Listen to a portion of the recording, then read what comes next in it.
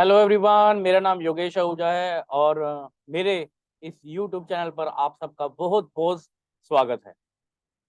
जैसे कि हम एक किताब के बारे में जो है पढ़ रहे थे, तो आगे का जो है पार्ट हम आज पढ़ने जा रहे हैं। हमारा जो ये बुक चल रही है वो है 24 घंटे में जिंदगी बदले। एक एक घंटे के 24 कालखंडों में बदले जिंदगी। तो हम अभी तक अपने 5 जो है 5 घंटे वो कंप्लीट कर चुके हैं। अगर किसी ने इस वीडियो को नहीं देखा तो मेरी पिछली वीडियोस जाकर वो जो है प्ले लिस्ट में से देख सकते हैं। 24 घंटे में जिंदगी बदले, यही जो है प्ले लिस्ट का जो है टाइटल है। तो आप इसमें जाकर पहला, दूसरा, तीसरा, चौथा और पांचवा जो पार्ट है वो आप आराम से सुनिए उसे और समझिए। अभी हम आज इस सेशन के दौरान छठवां घंटा, नजरिए का बड़ा परिवर्तन, इसके बारे में आज जो है पढ़ने वाले हैं। तो आइए शुरू करते हैं। जब आप अपनी कार की सर्विसिंग के लिए सर्विस सेंटर जाते हैं तो मैनेजर आपसे पूछता है, आपको पूरी ओवरहालिंग की जरूरत है या सिर्फ छुटपुट सुधार चाहिए। आप भी अपने जीवन के दृष्टिकोण के बारे में खुद से यही सवाल पूछते हैं, किस चीज को बदलना है और कितना बदलना है। आमतौर पर जीवन के बारे में आपके सामान्य दृष्टिकोण का पता लगाने के लिए किसी प्रोफेशनल मनोचिकित्सक की जरूरत नहीं होती।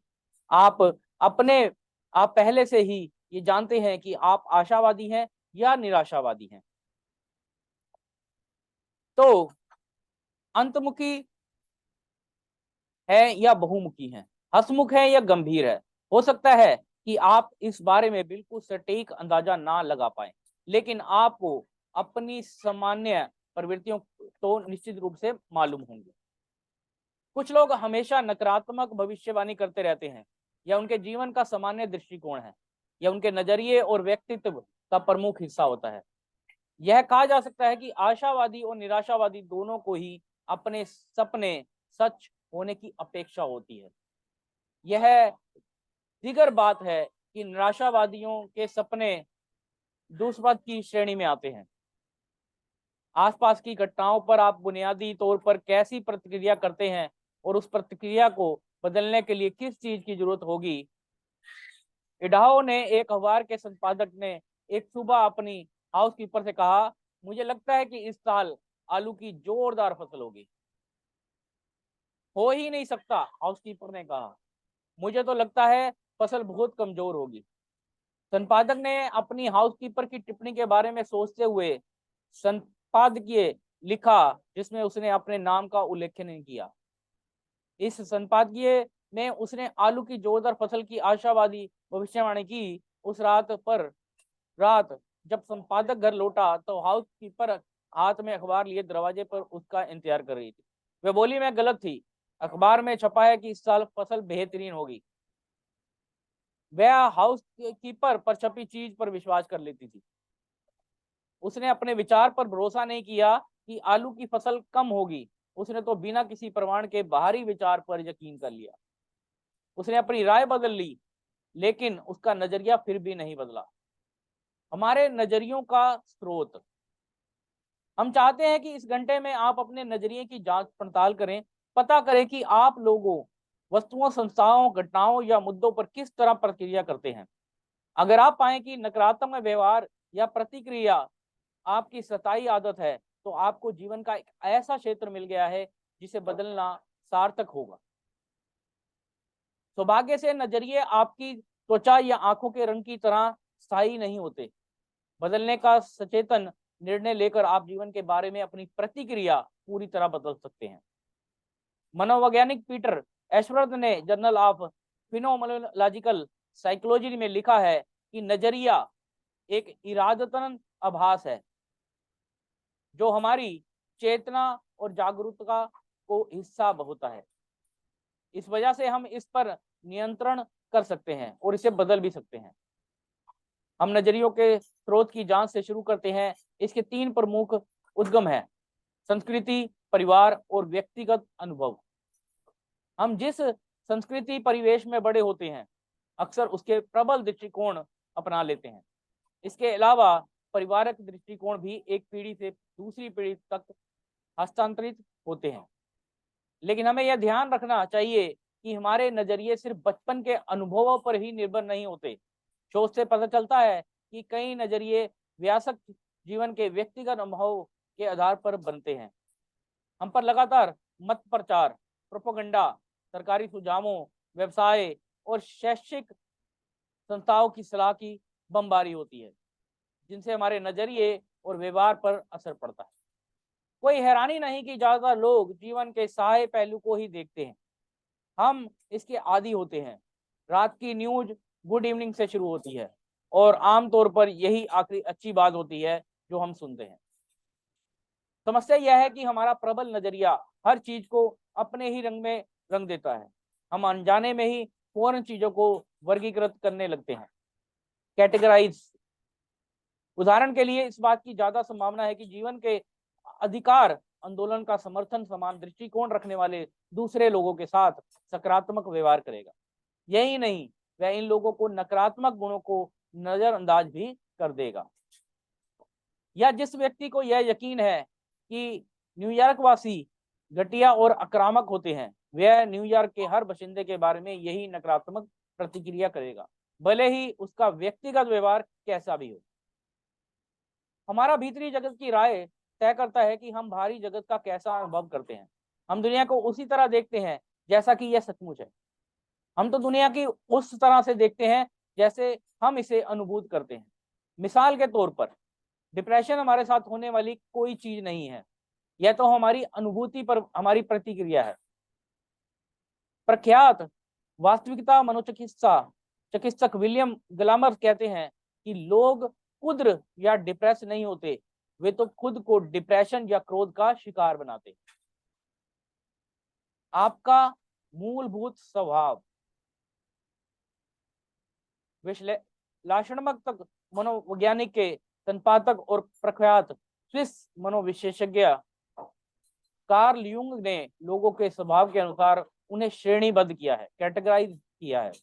उनका मानना है कि लोग बुनियादी तौर पर दो प्रकार के होते हैं, अंतर्मुखी जिनकी दिशा भीतर की तरफ होती है और बहुमुखी जिनकी दिशा बाहर की तरफ होती है। युग के अनुसार अंतर्मुखी व्यक्ति खास तौर पर दबाव के समय में बाकी सबसे कटकर अंदर की तरफ शरण लेता है। अंतर्मुखी व्यक्ति में आत्मनिर्भर और कर्म केंद्रित बनने की प्रवृत्ति होती है, जबकि बहिर्मुखी व्यक्ति को लोगों के साथ बातचीत करने की जरूरत होती है। आपका बुनियादी स्वभाव चाहे जो हो, आप अपना नजरिया बदल सकते हैं। शायद आप कहें या सोचते हो, काश मैं ज्यादा बहुमुखी होता, या काश मैं ज्यादा उजला पहलू देख पाता।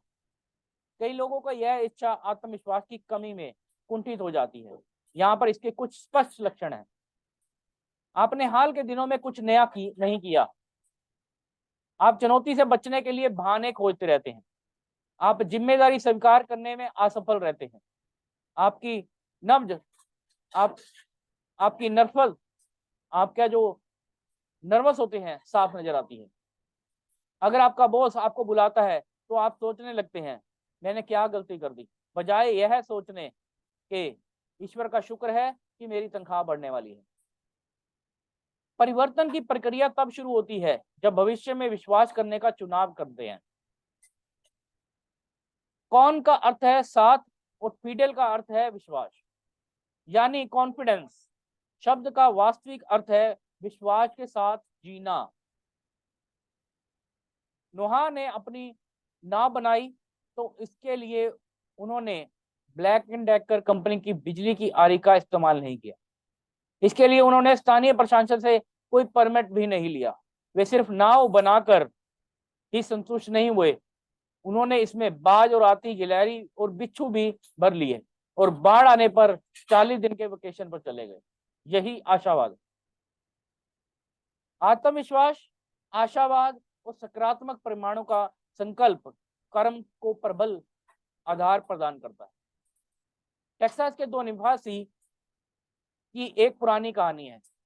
वे दोनों इस बार में डींगे हाँक रहे थे कि भालुओं का सबसे अच्छा शिकार कौन है। एक ने कहा, मैं सिर्फ अपने चाकू से भालू का शिकार कर सकता हूँ। दूसरों ने कहा, मुझे तो उसकी भी जरूरत नहीं है, मैं तो सिर्फ अपने हाथों से उसका शिकार कर सकता हूँ। सबसे बहादुर कौन है, यह तय करने के लिए वे अलास्का जाकर दूर दराज के कैबिन में ठहरे। दूसरा आदमी जिसने हाथों से भालू का शिकार करने की डींग हाँकी थी, कैबिन से बाहर निकला। वह 200 गज दूर ही पहुंचा था कि अचानक एक विशाल का भालू उसके सामने आ गया, जो अपने पिछले पैरों पर खड़ा था। शिकारी मुड़कर भागने लगा। भालू उसके पीठ पीछे था। शिकारी ने कैबिन का दरवाजा खोला और दीवार से टिक कर खड़ा हो गया। फिर उसने चाकू वाले शिकारी दोस्त से कहा, तुम इस भालू की खाल उतारो, मैं दूसरे की तलाश में जाता हूँ। जिस शिकारी ने अपने हाथों का इस्तेमाल करने की ढींक आकी थी, वह आशावादी तो था, लेकिन यथार्थवादी भी था। चाकू वाला आदमी ही यह कहानी सुनने के लिए जिंदा रह पाया। जैसा पूर्व ब्रिटिश प्रधानमंत्री हेरलैंड विलियम्स ने कहा, एक बार कहा था, मैं आशावादी हूं, लेकिन मैं ऐसा आशावादी हूं जो रेन कोट साथ रखता हूं।